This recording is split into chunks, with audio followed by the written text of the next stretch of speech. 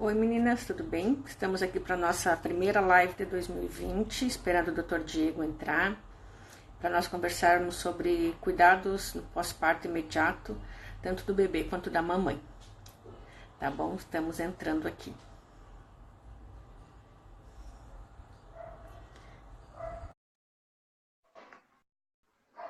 Boa noite, Diego. Boa noite, meninas que estão entrando.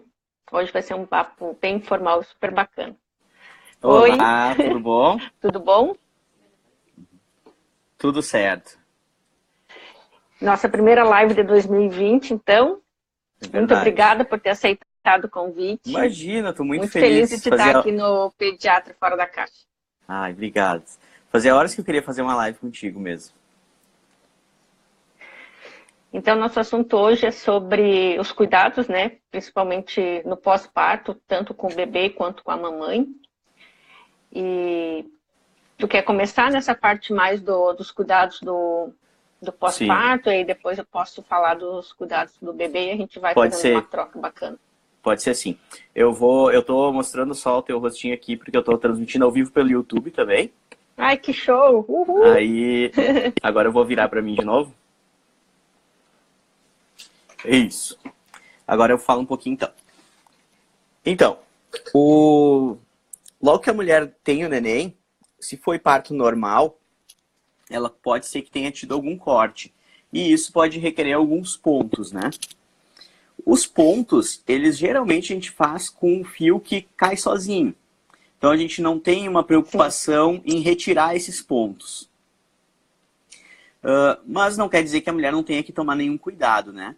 O ideal é que ela cuide com bastante gelo nos primeiros dias. Então a primeira dica super importante é colocar gelo nos pontos logo que nasce, na maternidade ainda. Colocando Uhum. gelo ali no períneo, ela vai reduzir o inchaço, contrai os vasos sanguíneos e diminui a chance de ter sangramento. Então, Eu tive um caso de uma paciente que acabou tendo uma dificuldade de amamentação, porque ela não conseguia sentar por causa dos pontos. E ela dá, não tinha uma posição, aí ela não conseguia levantar, ela não conseguia tomar banho. Ela não fez episiotomia, foi uma laceração importante que sim, teve e acabou dando deiscência de sutura. Precisou depois retornar à maternidade para suturar. E aí eu percebi que ela estava com dor além do esperado, né, para aquela situação de parto normal. E aí eu pedi para que ela consultasse com o obstetra dela, e aí foi constatado e feito. E ela realmente tinha muita dor, e aí dificulta muitas outras coisas, né, Diego? é verdade. É, a dor, e lá embaixo, dependendo do corte, ele acaba doendo muito, né? A maioria Uhum, das vezes é uma laceração bem pequena. Então não tem tanto problema a laceração, uma laceração pequenininha, assim, rasa, né? Mais importante uhum, que curta é ela ser rasa. Ela não vai doer tanto e às vezes a gente nem dá ponto. Mesmo quem não leva ponto, depois de um parto uhum, normal, é importante colocar o gelo. Mas quando tem um corte na musculatura, a gente precisa usar pontos, e fazer pontos. uhum. E isso é uma dúvida que sempre perguntam. É quantos pontos vai ser feito, doutor? Quantos pontos tu vai me dar? Sendo que isso realmente não importa. A coisa que menos interessa é quantos pontos a gente deu na vagina. Por quê? É uma região tridimensional. Uhum, Ao contrário de um corte na perna, que vai ser a linha reta, e a quantidade de uhum, pontos significa a extensão do corte, a vagina, que é uma região que ela é como se fosse uma pirâmide, que ela corta para dentro da vagina, para a pele e em terceira dimensão para dentro do plano muscular. Isso quer dizer que a gente, às vezes, para um corte que seria de 5 pontos, a gente tem que dar 15 pontos. imagina. Então, esses 15 pontos não significam que foi um corte grande, mas a gente tem que Uhum, deixar do jeito que era antes. Então, eu sim. tenho que dar ponto na camada muscular interna, ponto na camada muscular externa, ponto dentro da vagina, ponto na parte da pele, para deixar bonitinho. E para deixar Uhum. funcional, mais importante até do que bonito, né? Que não é Sim, uma região que está sempre exposta, até então para às que não vezes. tenha uma fibrose estranha num Exatamente. lugar que não é para ter, né? Exatamente, porque daqui a pouco a gente não dá o ponto, pode ficar aberta demais a vagina, se não Uhum, dá o ponto certo na musculatura, e aí ela pode ter incômodo na relação, ter menos prazer, porque não sente direito sim. nas relações, ou então ela pode ficar com a fibrose, se a gente der pontos a mais, né? ela pode ficar com a vagina estenosada, estreitada, e aí ter dor, pelo contrário, ter dor por estar muito fechada, né? Então, o ideal aí, é nesses sempre casos... ter os pontos certinho, né? No local certo, na quantidade certa. Em alguns casos também tem algumas mães que acabam usando aquele spray, né, de antisséptico também. Tu indica isso? Eu é indico adequado? sempre o spray. Por quê? O sprayzinho, ele além de matar algumas bactérias, diminui a quantidade de bactérias, né? Ele tem cânfora que dá um alívio, dá uma refrescância ali, então dá uma sensação de refrescamento. E também ele tem um anestésico. Eu indico para meus pacientes, principalmente, fazer antes de fazer xixi. Já um jatinho ali antes de fazer xixi, porque às vezes quando passa o xixi, os pontos estão abertos, o ponto recém-feito arde. Então eu peço, olha, bota antes de fazer xixi, que isso vai ajudar, vai aliviar a tua dor, não vai sentir dor na hora do xixi, e pode passar depois também para manter limpinho, né? Esse spray eu sempre indico, e eu não costumo falar em nome de remédio. Só que como ele é o único que existe, não há problema da gente falar. Não tinha outro. Então, é o Andoba, né? Que é o único spray que tem para usar no pós-parto, sim. Desconheço outro aqui no Brasil. Então, podem anotar também essa outra dica, que é o spray antisséptico do Andoba. Continuando, né? Mais uma dica importante é a mamãe cuidar na higiene, na hora depois de quando ela for fazer xixi. Quando ela for urinar ou evacuar, ela tem que higienizar bem a vagina para evitar a infecção daqueles pontos. Só que essa higienização ela não pode ser feita só com papel higiênico. Aliás, a gente pede para evitar o uso do papel, porque o papel, como ele tem uma região que está sangrando ainda, né, fica saindo sangue durante 40 dias. Porque sangue de dentro do útero, né, os lóquios que a gente chama, ele fica saindo, a mulher fica como se fosse menstruada, forte durante muito tempo. Então, esse sangue ele também contamina um pouquinho a região. E se ela passa o papel, fica pedaços de papel junto ali nos pontos. Então, a gente pede para evitar o uso de papel higiênico. Em vez disso, lava sempre com água e um sabonete íntimo. Por que é importante um sabonete íntimo? Porque a vagina ela tem um pH em torno de 5. Ela é muito ácida. De 5 para baixo, né? 4,5 a 5 e pouco. E enquanto que o sabonete normal... ele vai ter um pH de pele, que é 7,4, 7,8. Se a gente começa a lavar lá embaixo com sabonete normal, a gente acaba fazendo com que prolifere, com que mate as bactérias que protegem e favorece o aparecimento de outras bactérias que podem causar algum dano, alguma infecção lá embaixo.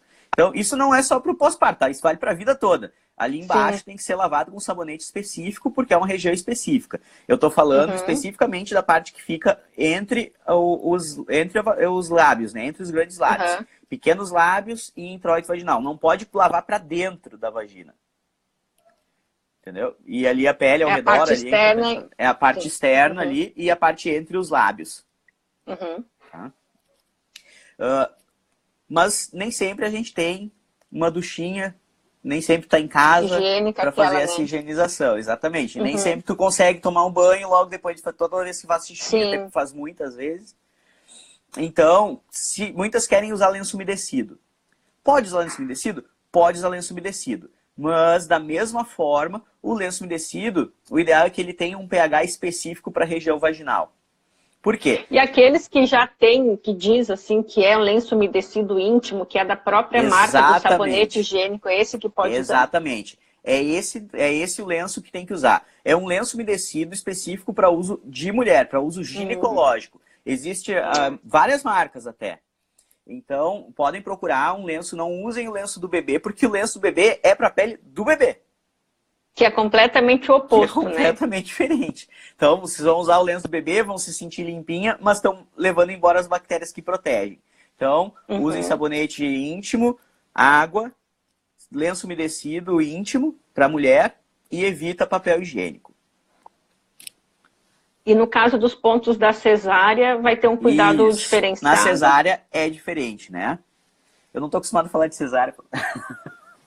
Não, mas é que tem mães que acabam evoluindo para cesárea e não... Não, eu sei, é o hábito do meu canal de falar tanto de parto, né? Que eu acabo sempre esquecendo. Se ninguém me lembra, eu esqueço de falar. Então, na cesárea, o corte é na barriga. Esses cuidados lá de baixo, usar sabonete íntimo, evitar papel higiênico, usar lenço umedecido, vale para sempre em todas as mulheres e não necessariamente precisa ser pós-parto. Podem levar isso para a vida e ensinar para as filhas jovens também. Até porque a mulher que vai ter cesárea também vai ter sangramento do útero, vai ter sangramento, né? Também vai estar mais inchado ali embaixo, mesmo que não tenha nascido lá por baixo. Exatamente. O gelo é a única coisa que não precisaria. A não ser que tenha sido uma cesárea depois de quase estar ganhando, sabe? Entendi. Teve toda a dilatação, desceu, inchou, abriu, e aí teve que ser cesárea. Mas isso é muito raro de acontecer, né? Não é comum. Sim. Mas nesses casos aí teria os dois cuidados. Teria que cuidar tanto com pós-parto quanto com pós-cesárea. Na parte da pós-cesárea, é lavar com água e sabonete normal, aí sabonete de pele. Não precisa usar aqueles sabonetes bactericidas. Mas se quiser usar, pode. Também não é um problema. O importante é estar limpo. Quem é que tem que ter mais cuidado com a ferida da cesárea? É quem tem mais gordura ali na região da barriga.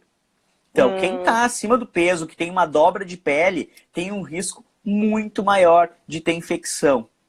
Então, eu peço que quem tem essa gordurinha a mais, tome o cuidado redobrado. Principalmente se fica a barriga dobradinha ali em cima dos pontos e ali começa a suar muito, começa a ficar suado. E ali prolifera muita bactéria. E infecta, porque dentro, além de tudo, a gordura ainda ela acumula mais líquido, fica mais inchado. Então ela tem um seroma, que é um líquido muito nutritivo para as bactérias. Elas adoram comer aquilo. Então elas ficam felizes da vida quando elas começam a proliferar no suor, escorre ali para dentro, causa infecção. Então, todo mundo tem que cuidar e manter sempre muito limpo e seco. Mas quem é gordinho, quem tem uma dobrinha ali, que a cicatriz não fica sempre encostando na calça, que a barriga encosta na... Até quem não é gordinho, mas quem tiver a flacidez e a dobra, sendo gordo ou não, vai ter que... Exatamente. Não, quer dizer, se ficar coberta a cicatriz, tem que cuidar para lavar bem direitinho. E quem tem esse caso, né, sugiro que bote uma gazezinha seca sempre, depois de lavar, bota uma gaze ali para evitar que fique molhado, né? Essa gaze vai manter mais sequinho. Evita o atrito também, ficar roçando ali, né? A sensação Exatamente. Na cesárea a gente tira pontos, né? Geralmente a gente vai tirar pontos. Não em todos os casos, tá? Existem pontos que a gente pode dar que não precisam retirar na cesárea. Mas a maioria dos casos, acredito, vão usar um ponto preto que geralmente a gente vai tirar. É obrigatório retirar? Não é totalmente obrigatório retirar esse ponto. Mas é um hábito nosso tirar o ponto, porque ele não é absorvido. Aquele ponto preto, ele fica para sempre daí. Então, se a gente deixar ali, na próxima cesárea, ou numa outra cirurgia, a gente vai acabar vendo aquele ponto. Tendo que tirar, né? Ou até se ficar mais e a pessoa tiver uma reação, aquele fio acaba tendo que tirar também, né? Exatamente. Se tiver reação, sim. Só que, por acaso, o nylon, né, que é esse fio preto que a gente tira, mas que ele é o mais inerte que tem. Ele é o que menos tem reação de todos os pontos. Então, os que mais têm reação são os absorvíveis, porque como eles têm que ser absorvidos, eles precisam dessa reação, né? Por isso que alguns médicos preferem usar o ponto que não absorve, que ele tem que tirar, porque tem menos risco de ter reação. Bem que eu vi porque a gente acompanha, né, parto o tempo inteiro, e aí vê que teve ali, início dos anos 2000, teve uma onda muito grande de usar aquele fio de pele absorvível. E aí, depois de um tempo, se parou de usar e o nylon voltou com tudo de novo. E aí, a gente, como eu não sou cirurgiã, não tenho essa finesse de saber o porquê de um fio ou do outro. Eu achei que era mais pelo valor do fio ou alguma coisa, mas pelo jeito pode ser por reações mesmo, por né? Reação, é uma opção mesmo, porque... claro, às vezes no hospital de SUS, que não tem uma verba, talvez eles não possam se dar o luxo de usar. Mas no hospital privado, que tem convênio e tudo mais, a diferença de um fio para o outro é perfeitamente cabível no orçamento da cesárea. Então não seria, o custo é uma coisa importante, mas não é a única razão. Essa razão é principal. E geralmente os médicos voltam a usar o fio preto, que não é absorvível, quando usam o absorvível e alguém tem uma reação. Entendi. A gente fica meio traumatizado e aí começa a usar o Diego, e a diástase de musculatura independe da via de parto ou tem uma preferência de via de parto que é mais comum? Eu te pergunto porque as minhas irmãs tiveram bebês com 1 mês de diferença. Uma teve parto normal e a outra teve parto cesárea. Uma delas fez a diástase e hoje faz pilates, fisioterapia e faz a musculação para estar ajustando. Tem diferença ou isso é característica da mulher mesmo? Independente da via de parto, pode ter? Não, é independente da via de parto, tá? Agora que eu me dei conta que eu tô no YouTube e eu tô com fone de ouvido, então quem tá vendo pelo YouTube não tá te ouvindo. Eu vou tirar o fone entendi. pra ficar, agora vai dar pra ouvir. Tá. E então, a diástase de reto, ela pode ser sim feita em qualquer via, porque ela depende muito mais da fraqueza da musculatura da mãe, do quanto a barriga aumentou, se ela teve diabetes gestacional, o bebê é muito grande, se ela nunca fez abdominal na vida, ela tem um risco maior de ter. E se ela não fez exercício físico durante a gestação, ela vai ter mais diástase. Então isso vai acontecer, não interessa qual parto que foi. Eu acho que no caso da minha irmã, a barriga cresceu muito e muito rápido. A minha sobrinha nasceu com 4,2 kg. E o útero ficou muito grande muito tempo depois. E foi parto normal. Então, por isso que eu perguntei se fosse cesárea, iria ter uma diferença. Mas eu acho que foi isso. Ela realmente tinha um barrigão. Parecia que ela tinha diabetes gestacional, mas fez todos os exames e não tinha. Sim. E agora a barriga dela já voltou. E ela sempre foi uma pessoa que fez muita atividade física. Fez atividade física durante a gestação, balé, pilates. E mesmo assim fez a diástase. Se ela teve diástase, ela vai ter que fazer fisioterapia no pós-parto, né? Pra recuperar. Ela faz e tá fazendo ainda, ela faz o... A fisio é bem importante, porque vai ajudar bastante daí, vai recuperar. Eu acho que agora já deve ter corrigido, já faz 1 aninho, 1 ano e 4 meses já. Tempo. Como passa, né? Passa super rápido, parece que os neném recém tinham nascido. É verdade. E... Poxa, eu acho que... Em relação às mamas, precisa ter algum cuidado anterior à gestação e posterior que possa ajudar mais nesse período pós-parto? Sim. Então, as mamas, durante a gestação, tem que pegar sol nos mamilos. Por mais difícil que seja, o ideal é que pegue sol. Não tem como pegar sol, não pega sol, não entra sol dentro de casa, não quer botar o peito para fora para o vizinho não ver. Aí precisa comprar uma lâmpada, aquela é equivalente às antigas de 40 watts. E aí essas lâmpadas, elas ficam com 15 minutinhos, ali a uns 15 centímetros do peito, elas vão conseguir ajudar. A gente não usa bucha, esfrega, a gente não faz nenhum estímulo no mamilo e principalmente não pode usar hidratante. E nem aquelas conchas de silicone que não sei quem foi que inventou aquilo, né? Na gravidez não pode de jeito nenhum, porque isso vai fazer com que o mamilo fique mais fininho ainda, a pele muito mais fina. Como a pele que a gente tem aqui ao redor do olho, por exemplo. Que é uma pele muito fina e que se a gente começar a esfregar, é muito mais fácil rasgar essa pele do que a pele aqui da palma da mão, que é mais grossa, né? Então o objetivo é engrossar a pele do mamilo. Hidratante vai afinar mais ainda, vai deixar ela mais hidratada. Não é o que a gente quer. A gente hidrata no pós-parto. No pré-parto, a gente hidrata. E essa parte de bucha, a OMS pede para não fazer mais, a Organização Mundial da Saúde, porque isso pode estimular trabalho de parto prematuro em algumas mulheres. Porque sério? Nossa, quando a gente mamilo, a mulher ela tem libera ocitocina dentro do corpo. Isso pode causar contrações. Assim como ela sente contração, sente cólica quando amamenta, é o mesmo mecanismo. Nossa, que interessante isso, hein? E uma coisa tão simples, muitas vezes, pode desencadear um transtorno todo para uma família, né? Um trabalho de parto prematuro, enfim. É verdade. Mas aí no pós-parto, aí a gente costuma hidratar a mama. E o principal cuidado é a pega do neném, né? Porque não tem muito Não tem uma coisa para fazer com a mama para fazer a amamentação ficar muito boa, porque o principal é a pega. Rachou, estragou, ficou ruim a mama, aí a gente pode ou usar o próprio hidratante, óleo Dersane, óleo TM, né? E Sim.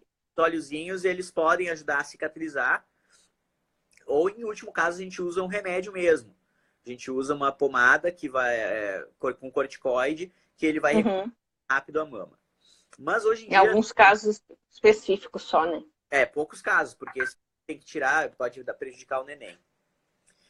Eu vi ali, surgiu agora lá no Lanolina Pura, ela é o hidratante, né? Só não pode usar na gestação, no pós-parto pode. Surgiu um tratamento novo, né? Que é o laser na mama. O laser, quando é uma profissional habilitada, ele consegue cicatrizar também essas fissuras muito rapidamente. Em 24 horas, às vezes, está cicatrizado. Isso daí tem uma pessoa que é apta a fazer, né? Não é sair fazendo laser com qualquer pessoa também, né? Tudo que é relacionado à saúde, a gente precisa ter muito critério, né? Sim, é verdade. Eu vou reclamando que não estou me ouvindo direito. Dá uma corrigida aí, então. Quer começar a falar? Posso começar, Me conta, a pergunta que toda paciente me faz são duas. Quando eu levo o bebê para o pediatra? Me perguntam se eu atendo o bebê também. Sim, essa é a primeira, né? Bom, o pediatra ele vai estar ali no momento do nascimento, né? Principalmente para fazer alguma intervenção. Tem uma pergunta aqui que eu acho que é interessante antes de eu começar, se usa cinta no pós-parto. É verdade. A cinta a gente não recomenda. Por que a gente não recomenda a cinta? Porque ela deixa a barriga preguiçosa. Então a mulher, às vezes, ela acha que vai estar fazendo um bem para ela, né? Ela acha que minha barriga voltou ao normal logo no segundo dia porque eu uso a cinta. Então a gente não usa mais, não recomenda.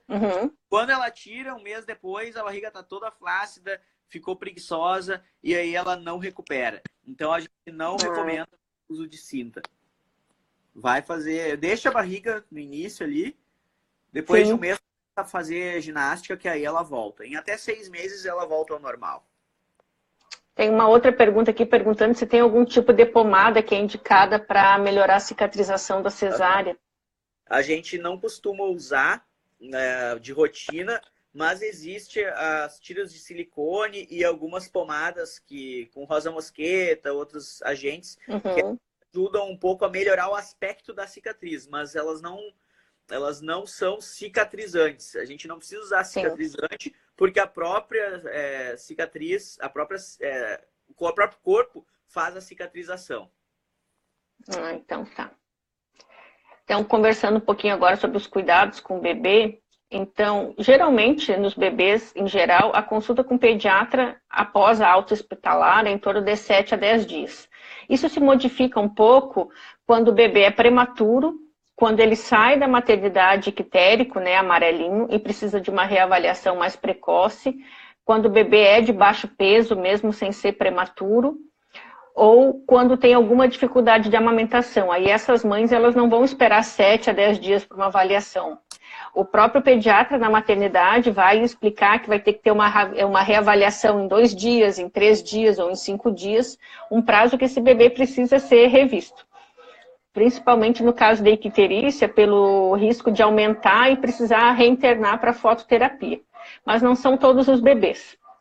Na própria maternidade, esse risco já é avaliado e já é orientado à família o período que ela vai precisar estar consultando. Mas geralmente na criança normal, que saiu tudo bem da maternidade, em torno de 7 a 10 dias a avaliação.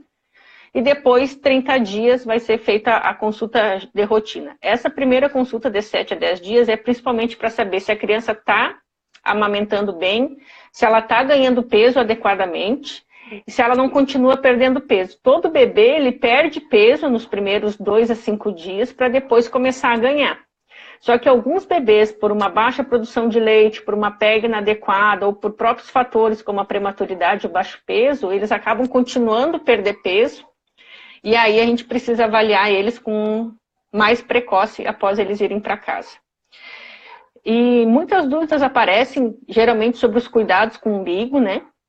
No hospital a gente usa o álcool a 70%, vai passar no umbiguinho todas as trocas, mas também pode ser passado o óleo de copaíba. O óleo de copaíba, ele tem bastante ação anti-inflamatória e antibactericida, e para alguns umbigos específicos ele é muito melhor do que o álcool a 70%. Principalmente aqueles umbigos mais grossos e que estão demorando para cair. Tu começa a passar o óleo de copaíba e ele cai bem mais rápido. Então, uma das perguntas também que o Diego me mandou foi sobre a questão do banho do bebê, né? E tem uma relação do banho do bebê com o umbigo. A gente deve evitar aquele banho relaxante, demorado, naqueles bebês que ainda têm o coto umbilical, porque senão todo o trabalho que tu tem nas 24 horas secando o umbigo com álcool ou com óleo de copaíba, tu acaba reidratando num banho muito demorado. Então, os banhos de imersão, com todo o bebê dentro da água, ele deve ser deixado para depois que o umbigo cair. Em torno de 5 a 7 dias é o tempo que geralmente demora. E o umbigo é uma das coisas que as mães mais têm medo de mexer, porque é aquela coisa gelatinosa, e geralmente o bebê chora porque é gelado, o álcool. Mas é um dos poucos motivos pelo qual o bebê pode voltar para o hospital, internar numa UTI, por uma infecção ali naquele umbigo, que é uma conexão direta com a nossa circulação sanguínea, né? Então, o umbigo a gente não pode ter medo, a gente tem que ter coragem e fazer a higiene pelo menos 4 a 6 vezes ao dia até que ele caia, para livrar dele, né, o quanto antes. E tem uma coisa que acontece muito na maternidade, na primeira semana, que é aquele xixi da fraldinha que aparece uma mancha vermelha.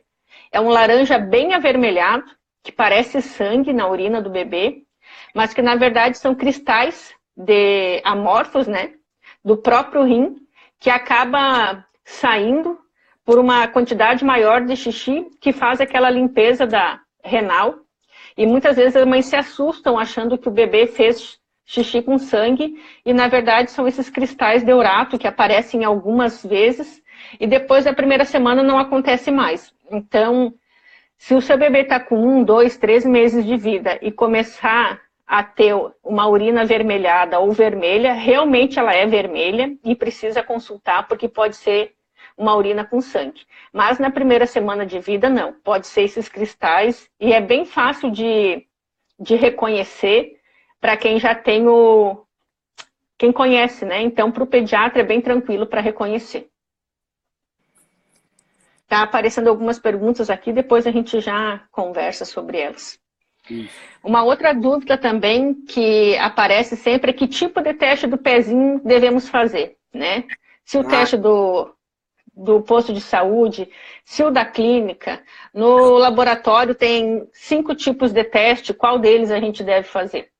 Então, no posto de saúde, engloba 12 doenças, mais ou menos, que são as mais comuns, e que é adequado, né, para a nossa população e relacionado a doenças comuns, raras, né, são raras na população em geral, mas que é importante que a gente reconheça o diagnóstico dentro do primeiro mês de vida, porque se não for feito o tratamento, vai dar uma consequência muito grave para esses bebês, né.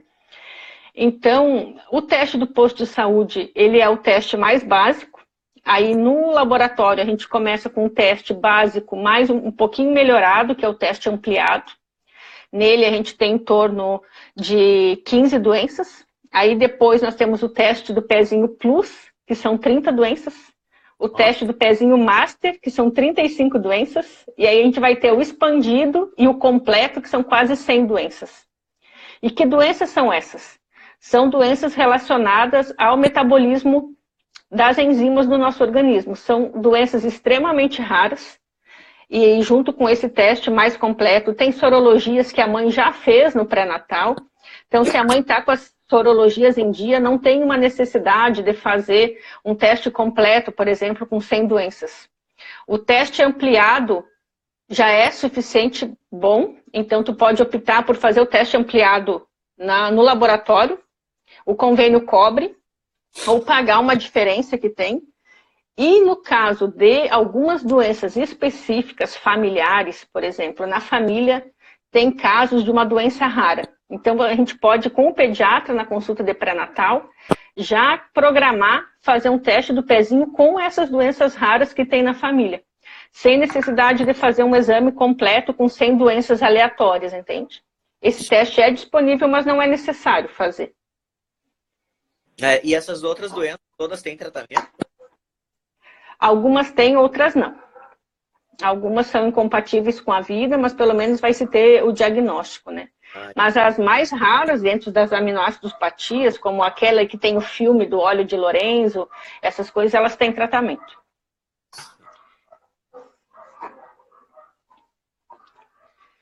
Vamos ver aqui a pergunta da... Tem a pergunta que a bebê nasceu com um sopro no coração e fizeram todos os exames e a pediatra sumiu. Isso é uma coisa que acontece, e até achei muito interessante essa pergunta. Tem algumas mães que têm indicação, né, o Diego sabe melhor do que eu, de fazer o ecocardio fetal na gestação. Né? Mães diabéticas gestacionais que têm um antecedente de malformação do coração em alguma gestação anterior, ou se foi visto alguma coisa no ultrassom que precise ser avaliado de forma melhor, né? Mas o bebê, sim, o bebê, ele tem a circulação da placenta, né, dentro da barriga. E quando ele nasce, ele precisa transferir a circulação da placenta para o coração. E nessa transferência, a gente às vezes tem o sopro.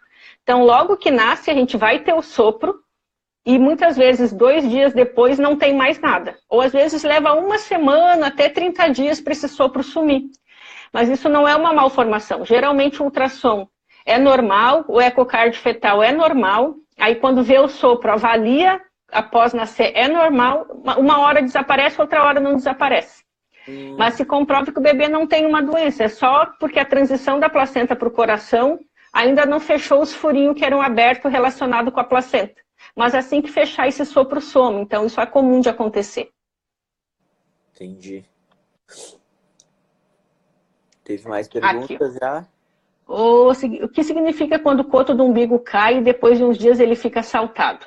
Tem alguns bebês que depois que o umbigo salta, faz uma hérniazinha. Porque aquele coto que passou por ali afastou o músculo.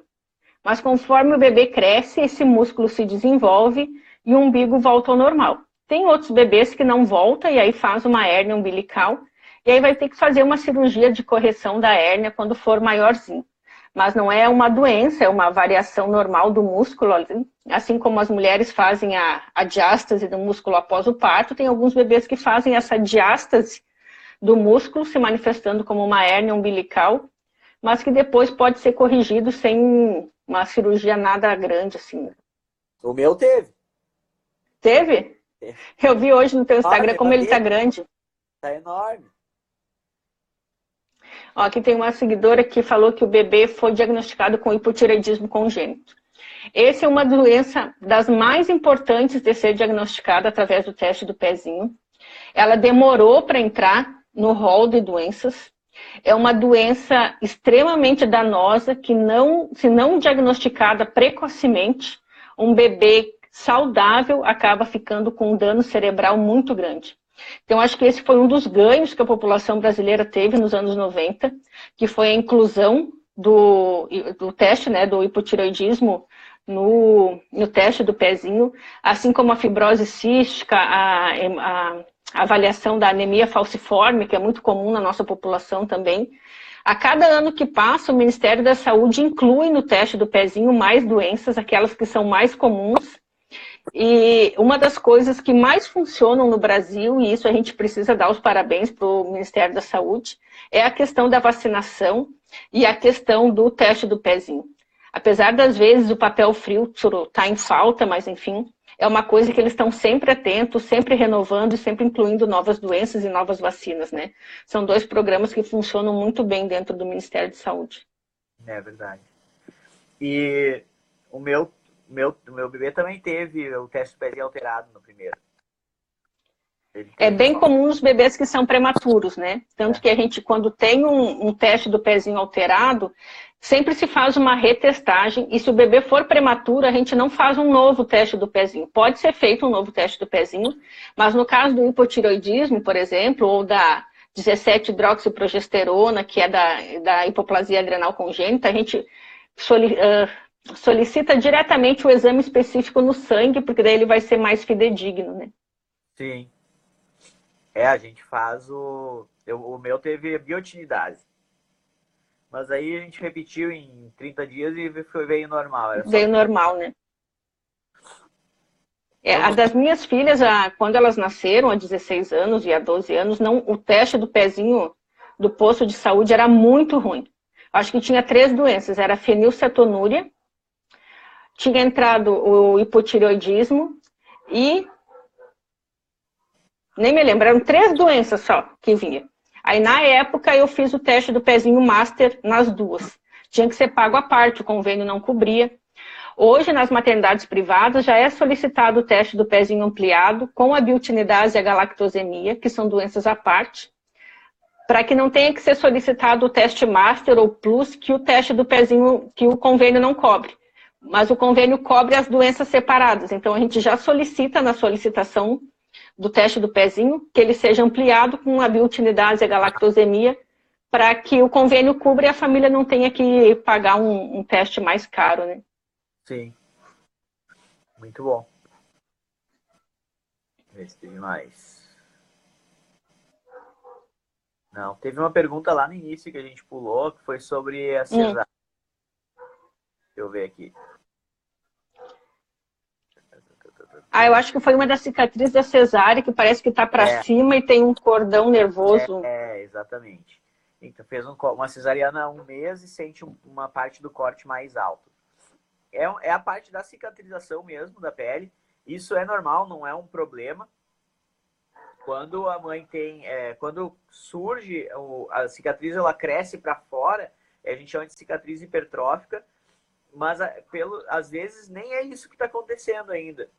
Porque pode ser que seja só a cicatriz mesmo endurecida do processo de fibrose que forma quando tem uma cicatrização natural. Então, o que sugiro? Que primeiro tem que avaliar, o médico tem que ver, né? Mas geralmente a gente vai passar aquela fita de silicone ou a pomadinha ali para diminuir a cicatriz, para melhorar o aspecto da cicatriz. E tem que usar durante uns 4 meses para fazer efeito de verdade. Não adianta usar uns dias e resolver. Mas é comum, não tem nervo ali grosso, aquilo ali é realmente a fibrose que está da gordura cicatrizando, tá? Isso acontece em qualquer cicatriz. Sim. Ainda mais uma cicatriz de uma cirurgia de grande porte, assim, né? Que mexe em todas as camadas, né? Leva um tempo para assentar, né? Exatamente. E tinha uma outra pergunta que sempre me fazem sobre o bebê. Não tem mal. Chegou uma agora. Mas chegou uma... Perguntam muito do clampeamento tardio. Né? Que quando o neném nasce, a gente demora para cortar o cordão, não corta na hora. Faz tempo já, muitos anos já, que a gente não corta na hora que nasce. Mas não quer dizer que quanto mais tempo, melhor. Correto? Não, cientificamente, se fala que de 3 a 5 minutos já teria esse aporte sanguíneo maior. Mas também não tem nada que diz que esperar o cordão parar de pulsar é maléfico. Então, assim, eu prefiro sempre seguir a vontade da mãe, né? Não vou cortar precocemente, porque realmente é o que diz que não é para fazer. Mas se a mãe prefere que saia a placenta, que ela quer tirar aquela foto bonita com o cordão e a placenta, isso não vai prejudicar o bebê, eu acho que vai ser uma vontade dela atendida. Mas até 5 minutos, aquele aporte sanguíneo benéfico já foi feito, então se por algum ventura estiver sangrando, precisar cortar para ficar melhor de suturar, vai ter que tirar a placenta, já foi feito o benefício para o bebê. A partir desse período já está... Não que tenha que cortar e tirar da mãe. Tu pode cortar o cordão umbilical o obstetra tirar a placenta, ver se precisa suturar, e ele continuar em contato com a mãe, fazer a hora de ouro e depois ser examinado. Então, não é porque vai cortar o cordão que precisa tirar do contato materno. Eu acho que isso é um equívoco, muitas vezes, que os pediatras fazem. Ah, pode cortar o cordão? Sim, pode, mas isso não quer dizer que eu preciso tirar o bebê da mãe. Tu pode deixar ele ali, mamar, fazer o contato pele a pele. É muito importante fazer a hora de ouro, porque o bebê sofre todo um estresse no nascimento. Ele sai daquele lugarzinho quentinho, onde ele tinha comido o tempo inteiro, e ele sai para uma realidade com um barulho maior, uma claridade maior, onde ele vai ter que chorar e se manifestar. Então é importante esse contato com a mãe para que aquele nível de estresse e cortisol logo após o nascimento comece a reduzir e ele poder depois mamar e ficar um bebê mais tranquilo nos próximos dias, né? Sim. E não tem risco de, quando se deixar tempo demais, aumentar o risco de icterícia? Não, independente, o risco de icterícia ele está relacionado com clampeamento tardio. Se for 5 minutos ou 20, não faz diferença. Ah, vai ter. E 3? Aqui tem uma... 3 também não faz diferença. Para 3 minutos não, também? Também. Tá. Não. Só uma coisa sobre o clampeamento, que a gente só falou do bebê. A mãe, principalmente se for cesárea, enquanto a gente está dando sangue pro bebê, ela está sangrando pra caramba. Ah, isso aí infelizmente na cesárea não tem como fazer o clampeamento tardio, né? A gente tenta em torno de 30 segundos a 1 minuto para que esse bebê tenha um bem-estar, né? Recupere o fôlego, faça a transição placentária, receba um pouquinho de sangue, mas realmente não tem como ficar 5 minutos sem clampear numa cesárea. A gente não faz o corte, o clampeamento precoce, né? A gente não faz imediato. Sim. A gente espera um pouco, tudo, mas vai dar ali perto de 3 minutos. Porque mais que isso, a mãe perde sangue demais. Ela já sangra 1 litro na cesárea. Se a gente ainda deixa o útero inteiro aberto, é o órgão que mais sangra na cesárea, é o útero. Então a gente acaba perdendo sangue demais. Daqui a pouco essa mãe Sim. fica com deficiência de ferro e não consegue passar ferro pelo leite para o bebê. Então a gente não pode deixar eternamente na cesárea. Sim. Tem uma outra pergunta aqui perguntando se o melhor é o bebê limpar só com algodão e água, né? Realmente, nos primeiros dias, o melhor é usar o algodão ou a gaze e a água. O lenço umedecido, por mais que ele seja feito para RN, por mais que ele não tenha álcool, ele tem componentes naquele líquido que umedece, que acaba irritando mais a pele e deixando avermelhada e podendo até fazer uma lesão, então a gente evita, até porque o bebê nesse primeiro período ele tem um cocôzinho mais espesso que é o mecônio, e depois com o leite materno ele acaba evacuando toda hora, então tu ficar esfregando com essa substância do lenço umedecido pode acabar lesando a pele. E a gente acaba perguntando aqui também, passando as roupas do bebê e depois de lavar, pelo risco de ficar algum componente. Se tu seca na secadora de roupa, não vai precisar passar porque não teve um contato externo. O hábito de passar a roupa é porque antigamente as roupas ficavam em varal, e aí tinha risco da mosca botar um ovinho ali, e se achava que se não passasse a roupa poderia dar miíase e outras lesões, mas isso era mais antigamente. Mas a gente passa mais pelo hábito de não ficar áspero, de não ficar pontas e aquilo ali ficar roçando e acabar incomodando o bebê. Assim como é bom cortar as etiquetas, porque aquela etiqueta grande que fica roçando também deixa a pele mais vermelha. Uma pergunta em relação ao nitrato de prata, o nitrato de prata não é mais feito na maioria das maternidades. O que se faz é o PVPI, que não tem um nitrato de prata. O nitrato de prata, que é o CREDE, que se falava antigamente, né?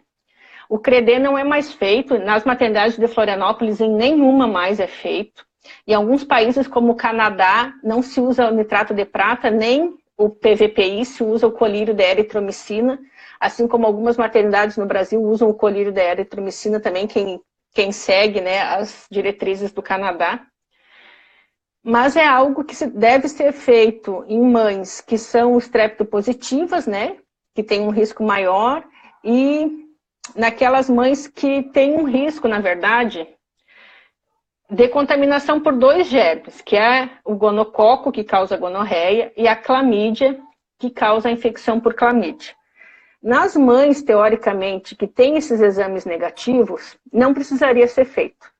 Só que nós temos uma normativa do Ministério da Saúde e da Sociedade Brasileira de Pediatria, que deixa em aberto essa questão das mães que têm os seus exames negativos, né, para não ter que fazer.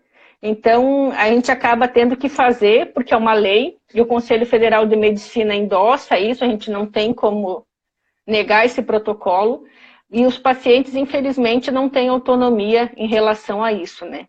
Em negar ou não. O que é uma coisa muito ruim, porque às vezes, né, tu vê que a mãe fez o pré-natal todo certinho, tem todas as sorologias negativas, não quer fazer o colírio, mas a gente acaba, por normas do hospital, tendo que fazer. Mas é um colírio também que não vai causar um mal para o bebê. Não causa mal. O nitrato de prata causava conjuntivite química, causava problemas outros. O PVPI, ele não arde, ele não causa conjuntivite química e ele é inócuo. Então, ele esteriliza a córnea para evitar qualquer tipo de infecção. Ele não causa nada e, às vezes, tem outras...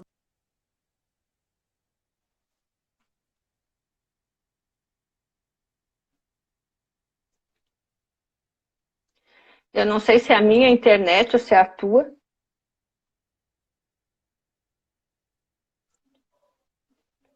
Tem uma pergunta ali sobre o que fazer quando o bumbum do bebê já está irritado.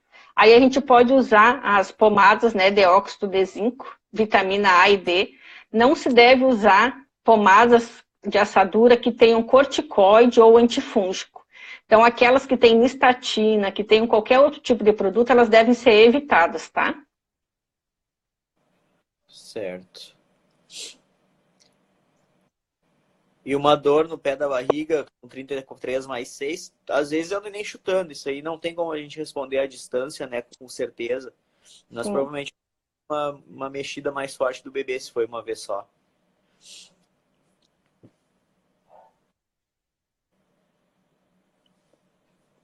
Nossa, o tempo passa rápido quando a gente está conversando.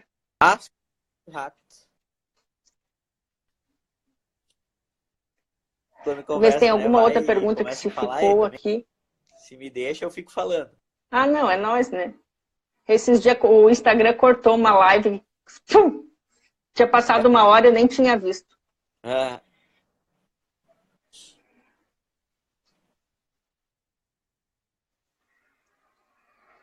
Aqui, a pergunta da Tainá Freire era sobre a questão de aspiração do bebê.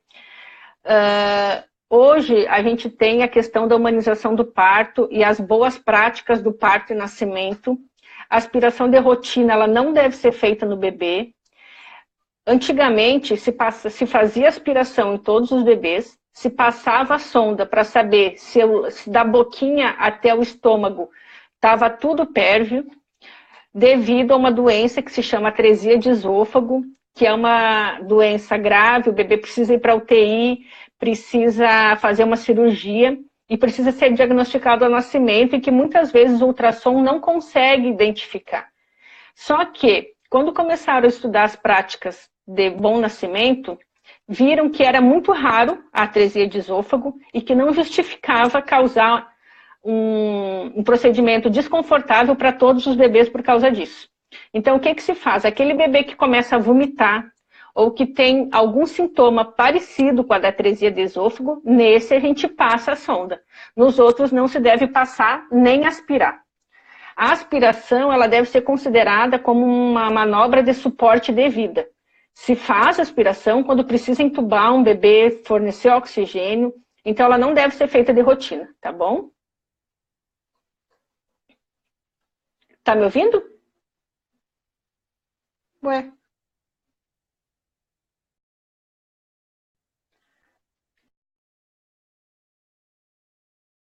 Vou desconectar aqui, então deve ter...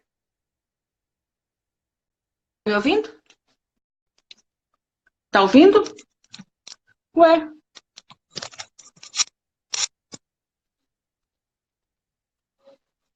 Não sei o que houve.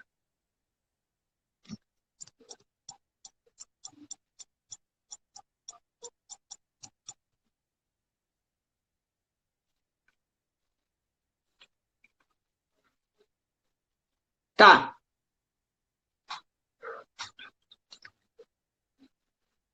Tá ouvindo? Ah, então o Diego vai sair, vai entrar, eu vou continuar nas nossas perguntas.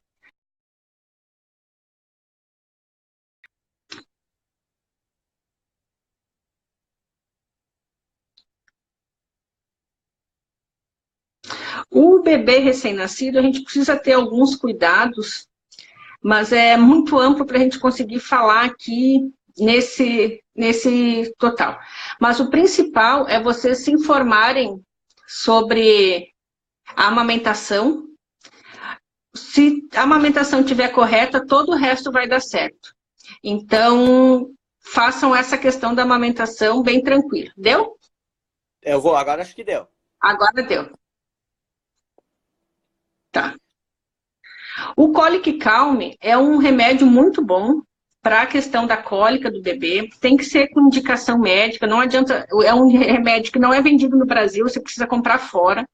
Ele é à base de carvão ativado, melissa e camomila. Ele realmente é à base de plantas, ele não tem nenhuma outra medicação. Eu prefiro ele a ter que dar paracetamol ou outras medicações. E ele precisa ser usado com critério, assim como qualquer medicação. Mas entre a homeopatia, os florais e os remédios, eu prefiro, né, alguma coisa, porque a gente sabe que ele é um remédio que funciona. Tem alguns que não funcionam. Mas o Colic Calm, ele realmente funciona, mas tem uma dose certa, não é uma qualquer dose, ele tem um jeitinho de usar. O Colic Calm salvou a nossa vida. Sim, é uma indicação que a gente tem uma experiência muito boa. Realmente o bebê fica sem dor, se acalma, relaxa. O carvão ativado, ele tira o resíduo que está causando a cólica, enquanto a melissa acalma e a camomila tira a dor. Então ele é muito bom, realmente. E é engraçado que parece um efeito placebo, porque tu entrega na boca, o neném já fica quieto. Não, tu bota na boca, o bebê se acalma. É uma coisa incrível, porque ele tem um alto poder de absorção pela sublingual, né? Então é incrível, assim. Eu acho que vale a pena comprar e ter. É melhor comprar um Colic Calm do que ter simeticona, Flagas, paracetamol e um monte de coisa, né? Tá. Posso responder umas que surgiram ali para mim? Quando pode voltar à academia depois da cesárea? Depois da cesárea, geralmente em torno de um mês, já está melhor, mas a gente pede para esperar mais tempo para fazer abdominal, porque tem o corte ali, né, que pode ter machucado um pouco a parte da musculatura também. Teve outra. A icterícia é a brotueja. Bom, a icterícia ela pode ter várias causas, desde a baixa produção de leite materno, como a incompatibilidade sanguínea. Então, dependendo do teu tipo da icterícia que o teu bebê desenvolver, já na maternidade pode ser que seja preciso fazer alguns exames de sangue e talvez tenha que ir para fototerapia. Então, ela já vai ser avaliada no momento do nascimento. Caso se desenvolva posteriormente, 5 ou 6 dias depois, é mais tranquilo e aí com o tempo acaba desaparecendo. E as brotuejinhas, elas nada mais são do que a oclusão de glândula sebácea que faz as bolinhas e acaba infectando. É também, em alguns casos, é também chamado de acne neonatal. E geralmente vão querer tratamento quando está muito feio, né? Ou com secreção ou alguma coisa, mas elas têm um tratamento específico, se tiver uma infecção por fungo, ou se tiver uma infecção por bactéria, ou se for só a acne propriamente dita, daí a gente usa um gelzinho para evitar a obstrução dos poros. Sim. Se tem como comprar no Brasil, geralmente tem que comprar pelo Mercado Livre. O pessoal compra na internet, ou essas casas que vendem roupa de bebê, essas coisas, elas já trazem. Ah, elas já estão importando, então, oficialmente, assim. Os exercícios de preparação para o parto. Fortalecimento para o períneo, geralmente a partir de 20 semanas é bom fazer o exercício de contração do períneo, faz a vida toda, tá? Depois de 12 a 15 anos, toda mulher tem que fazer treinamento da musculatura vaginal todos os dias. Mas na gestação, a parte de avaliação com uma fisioterapeuta especializada na pelve, por volta de 20 semanas já pode fazer e vai começar a fazer exercícios mesmo para ajudar na dilatação na hora do parto por volta de 34 semanas.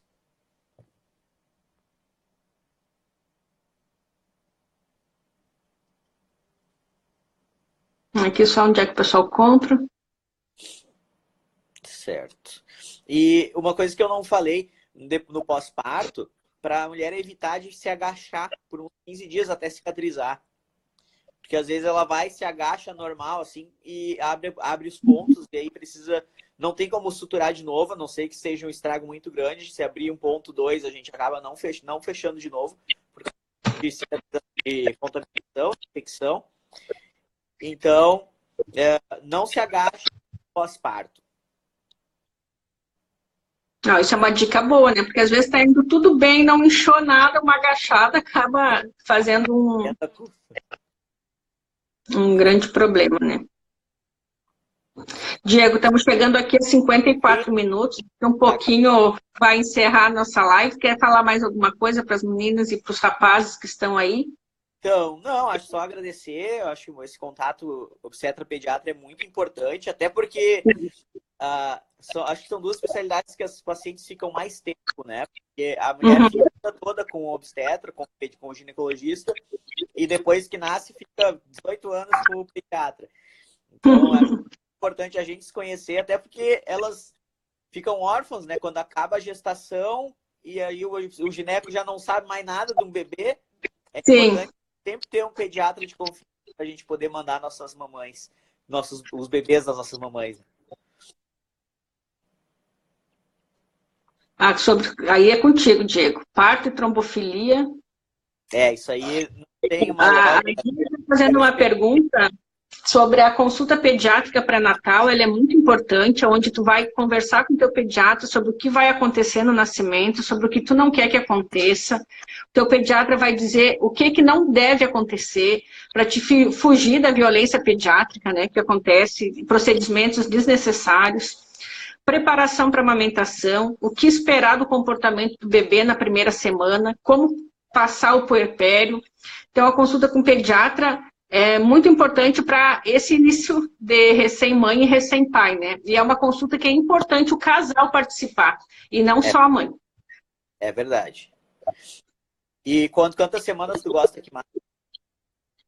Geralmente o mais próximo possível do nascimento, em torno de 34, 36 semanas. Eu marquei a do Arthur com 35, já levei ele na consulta. Mais ou menos. Tem isso, às vezes acontece, né? Então, 34 semanas é tudo bom.